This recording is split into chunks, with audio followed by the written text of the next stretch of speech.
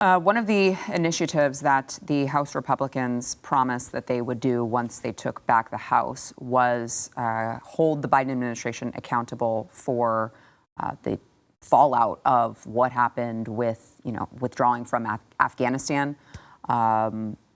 Really, really horrific things happened there. It's hard to remember because, and I'm going to say this in jest, but I do mean this seriously. Like, the Biden administration has done so many horrible things for America. This was done at the very beginning, right? And I think that sometimes we forget that it even happened, how bad it was, because every day there's something that comes out that's just really bad. But it was really bad over there in, the summer of 2021.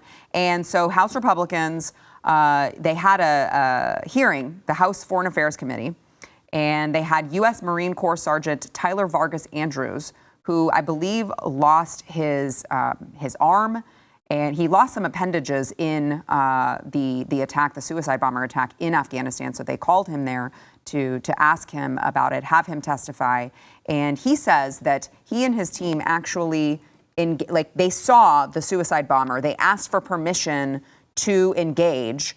And the first time they said, I don't know. The second time, they just didn't get a response. They got no response. And here he recounts what happened next. Pointedly, we asked him for engagement authority and permission. We asked him if we could shoot. Our battalion commander said, and I quote, I don't know, end quote.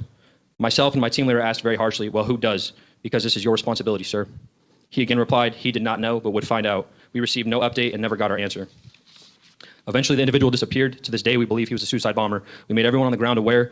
Operations had briefly halted, but then started again. Plain and simple, we were ignored. Our expertise was disregarded. No one was held accountable for our safety. Then a flash and a massive wave of pressure. I'm thrown 12 feet onto the ground, but instantly knew what had happened. I opened my eyes to Marines dead or unconscious, lying around me.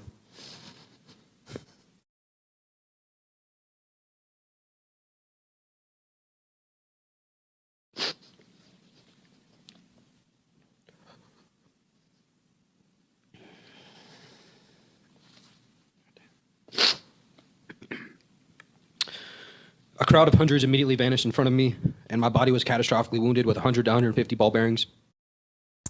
His right arm and his right leg he lost in this. Really heartbreaking to hear him give this recount of, I'm sure, the most traumatizing thing that's ever happened to him in his life.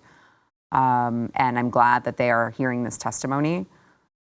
But hearing this makes me infuriated that we have Americans out there putting their lives on the line for the Biden administration to put completely incompetent people, apparently, in places of power. And this is the end result for that. And for what? For what? The entire thing was botched. From start to finish, the entire thing was botched. And then you see these yahoos interviewing, heads of military, head of the FAA, heads of all of these places that they want to put in charge of people like this guy. And they don't know anything about the job, but they check boxes.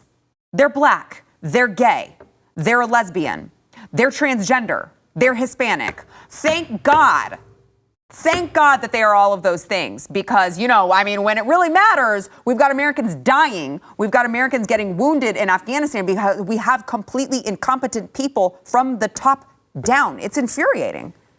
Sarah, I'm sitting here. My soul is in agony here because this is more of the same. I can't help but mention this.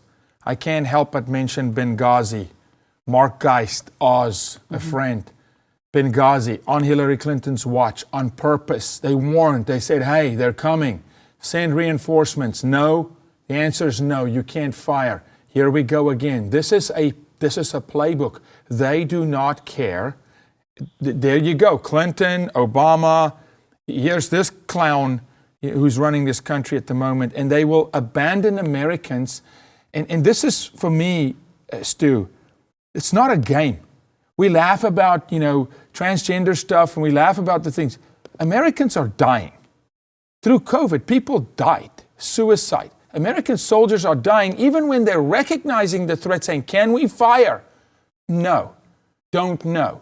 And then the very guy blows them up. We're talking about things like we're in the metaverse here. This is real life. There's real consequences for these insane, radical decisions that are being made. Case in point. It's sad, but it's happened before. Benghazi, we should remember. 9/11, we should remember. This should be remembered. We should play this on loop, unfortunately. May people never forget one of the first acts of Joe Biden was having American soldiers die. And for what?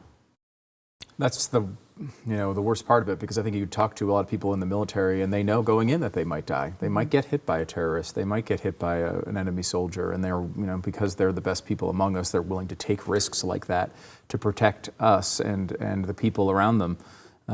And Joe Biden came in and just said, no, screw all your efforts. We're just going to get out of here, and we're going to let this thing blow up in everybody's face, including the people who helped us all those years, the people who were obviously in our military, the civilians that were still on the ground, all of the assets, the treasure that we've put into this. It is the most cataclysmic foreign policy debacle of my lifetime by any president. It's not really close.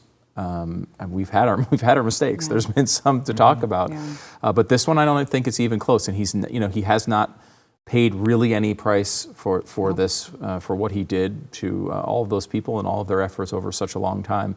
We were all very disappointed by the results of the election, and we're hoping for more. But this is the one thing that we did get out of that. You can stop some of these bills that he's putting through, obviously, with the House, but we also do get these investigations. We're seeing some of this with the January 6th stuff with Tucker. We're seeing some of this with the COVID origin investigation, which is really important. This one's vital. They just are trying to walk away as if this didn't happen, and we cannot let them.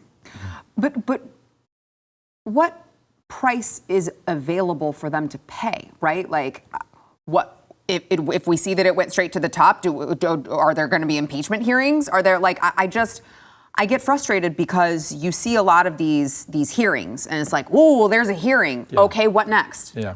What next? The most likely penalty that we could extract from this is nothing more than defeating him in an election. Right. That's really the and even then, I'm not so sure that that's going to be enough to convince people, because it happened so long ago. The average amount of time that people spend on something and then they're on to the next thing.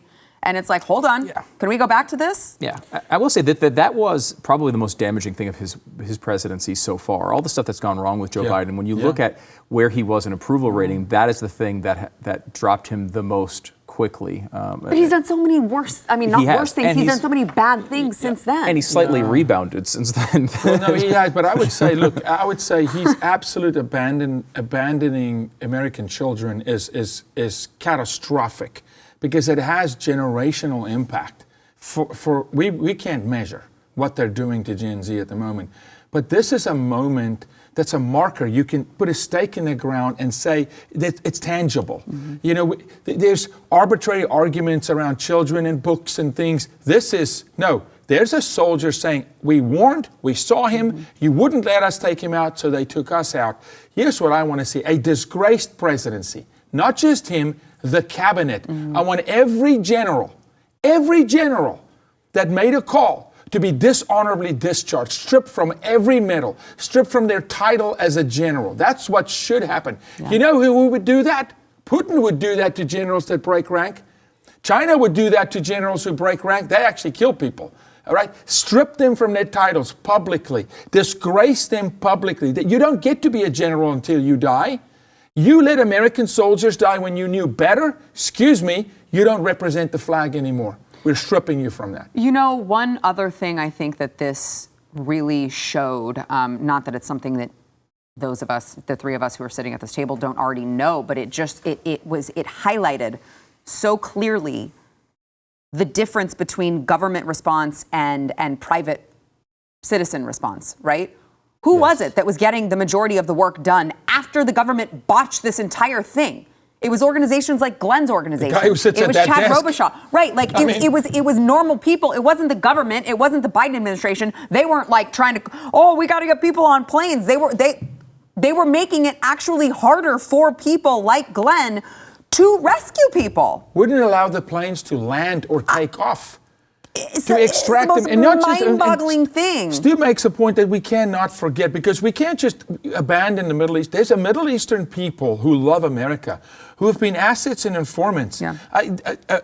There's a friend of mine right now. We're still trying to get her family now out of Pakistan, because they fled to Pakistan, and Pakistan is now repatriating people back to Afghanistan. The women, they're sending them back who fled, who got out, who couldn't come to America, and her father was an informant. For American troops for 15 years, he was an informant. They left him. They said, sorry, we're out, peace out.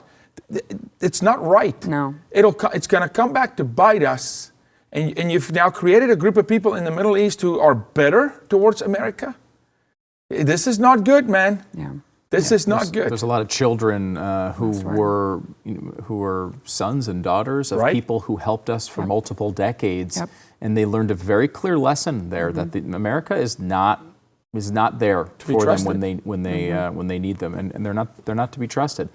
What do those kids grow up to under the tutelage of the Taliban? How does that manifest itself over multiple decades? We're going to be fighting this same battle again in 10 or 20 years, because those people are going to grow up hating America, believing all the propaganda against us. And, the worst part about it is we've always had propaganda against us. It's always been complete BS. Not to say that we've never made a mistake, but more and more we're giving credibility to that propaganda because we keep fueling it. We keep giving them really good material to go to these vulnerable populations with. And Stu, they're not going to forget. No. We may forget, but they're not going to forget. Of course they won't. If you like that clip, there is plenty more where that came from. Click the link in the description below to subscribe to the News and Why It Matters YouTube channel to watch the full episode.